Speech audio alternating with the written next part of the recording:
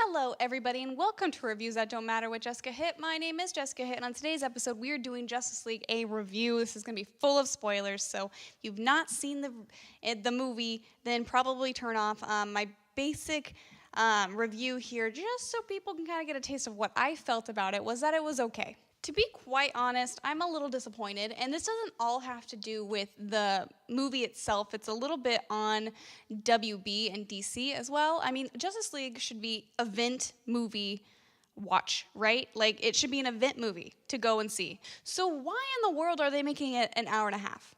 Like, really? That is a short movie in general. Hour and 20 minutes, hour and 30 minutes. That is a shorter runtime for a movie that is a regular movie, I guess you would say. For Justice League, give us 2 hours. The people who are going to see this movie are going to see this movie. No matter what Rotten Tomatoes or critics say, like, people are going to see this movie because it's Justice League. This has Wonder Woman, who is off a incredibly strong movie that people loved.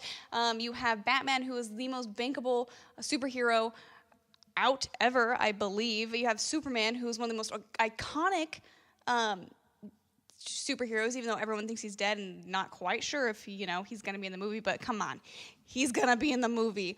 Also, you get the introduction of Flash. Everybody knows the Flash. And Cyborg. If you're my age, you probably grew up on Teen Titans, and Cyborg was awesome. So I was actually very excited to see what they did with him, but also a little worried at the same time because they didn't really, promo his character very much. Like, he was barely in any of the trailers, and you didn't really get much of him at all. Like, the look of him, I think they were still toying around with what they were doing with him, and they weren't sure exactly what he was going to look like, quite honestly. And he was one of my favorite parts of this movie. And I'm going to say this. There are some really good parts to this movie.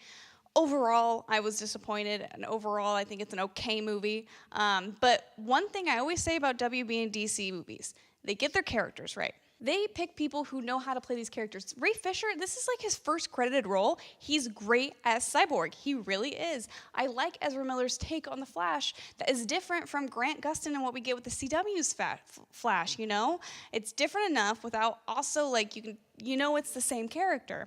And then you have Aquaman, who I really enjoyed Aquaman in this movie. All of these new characters that we see get me really excited for their solo films if we ever get one. I know we're getting the Aquaman one pretty soon here, but who knows if we're ever going to get that Flash movie, and who knows what's going on with Cyborg. And we get to delve deeper into what's going on with Wonder Woman and what's going on with Batman. Batman's feeling this guilt of, basically killing Superman, which he didn't do, but in his mind, he almost sees it that way. And he's trying to be this leader that he doesn't feel like he can be because he's the Batman. He's the brooding Batman. He's the detective. Superman is the one that brings the hope in the whole Justice League, And Wonder Woman's not stepping up like that. She doesn't want to be a leader, really. She just was wanting to do her own stuff, and then she kind of got sucked into all of this again. And you've got a pretty good supporting cast. Amy Adams was spectacular, as always. I really like her Lois Lane, quite honestly, and I like this vulnerability she put in the character and how she was so willing to be like, I was not strong while you were dead, Clark Kent. Like, I was not strong.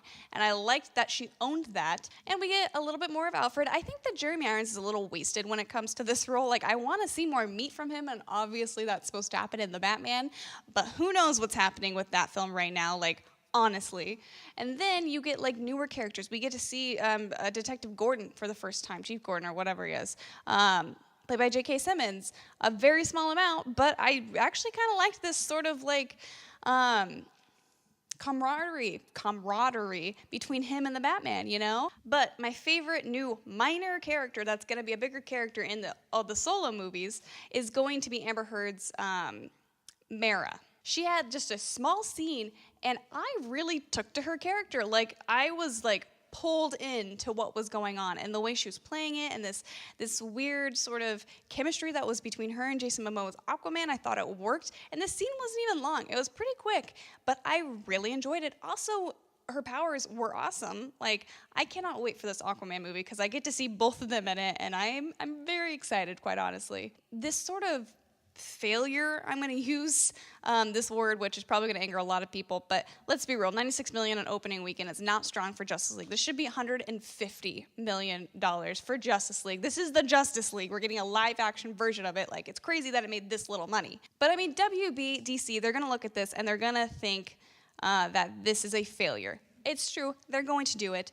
This movie, to me, it doesn't really worry me about any of the other movies that are coming out or are slated to come out. They're probably going to revamp everything. Like, I'm not worried about Aquaman. I'm not. I think James Wan is going to do a great job with Aquaman, and I liked what I got from Aquaman in this movie. I think Wonder Woman 2 is going to be a great movie because it's got the same crew. I think that I'm still excited to see what they do with the Batman and Flashpoint if we ever get that, and if we ever do Bat Family with Nightwing and Batgirl.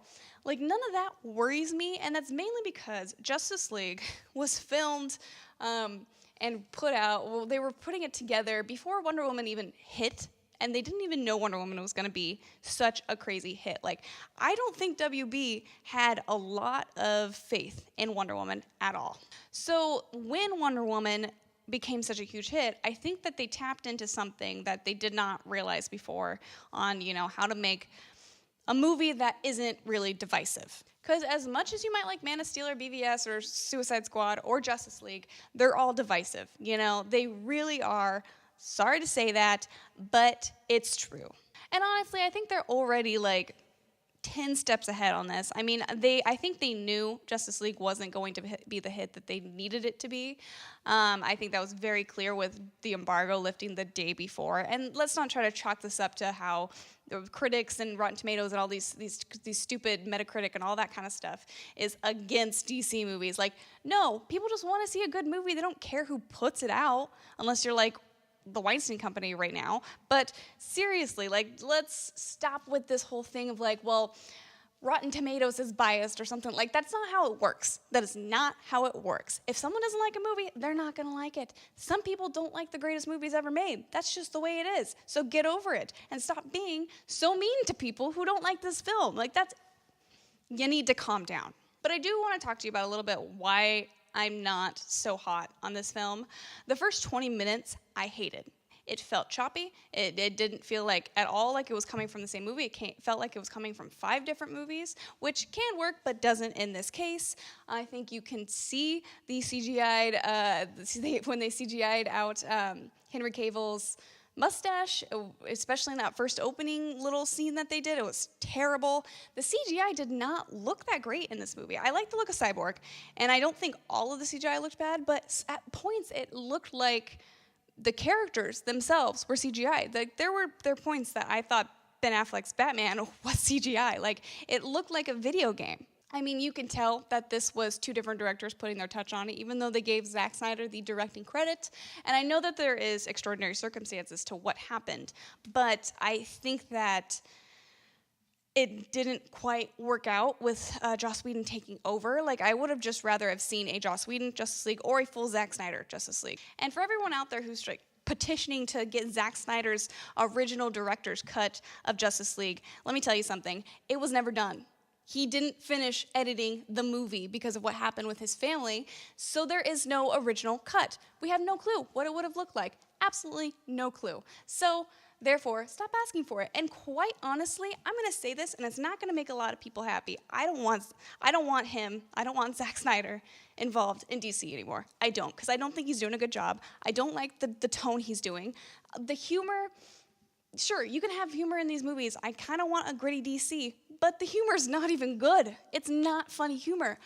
Ezra Miller, he did what he could with his lines, but a lot of it felt so forced, and some of the shots were so weird, and it was just like, it just took me out of this movie, and I want to like this movie.